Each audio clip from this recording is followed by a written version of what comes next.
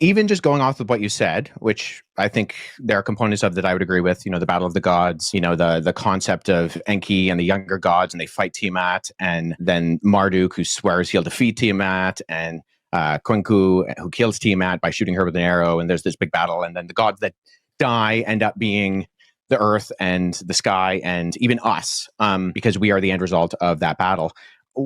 I'm just curious, when you say that there are not just parallels, but there's actual copying, looking at Genesis chapter 1 and 2, where the creation story is summarized in the Bible, what are the actual kind of parallels there that you're looking to? Because as someone who's read both, I not only do I not find parallels, I actually, and this is the majority of ancient Near Eastern scholarship with me, think that Genesis chapter 1 is actually an apologetic against documents like the Enuma Elish. So what are the parallels there? So Billy is now in the hot seat once again. Now that he's being pressed to give evidence again, how do you think that he'll respond? So what are the parallels there?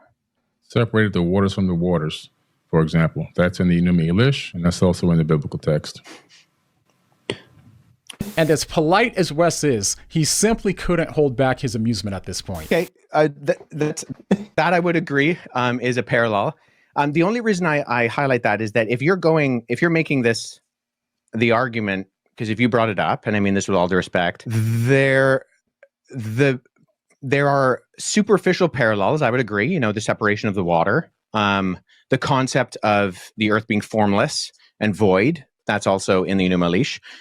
However, I think all the other details, it's the details that make the difference, and if we're looking at not the superficial crossovers, but the actual themes and concepts of what it's saying, you don't have a creation within 7 days. The Bible's not going to take the Enuma Elish and put it into the biblical text.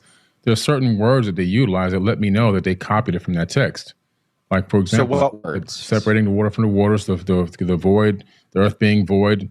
That information is literally just copied over. So it tells you that somebody saw that and said, let me add it to this book right here, or let me add it to the scripture of this papyrus, because it wasn't a book yet. So initially, Billy said that Genesis was copied word for word, and then he provided part of one sentence in support of his claim, with Wes providing another. Then when asked for clarity, Billy repeats Wes's second sentence back to Wes in support of his claim. And then Billy seems to change his argument to say that there were some sentences that were copied, even though he can only provide part of one, and Wes gave him the other one. So let's go ahead and hear his response to this, and then we'll wrap up.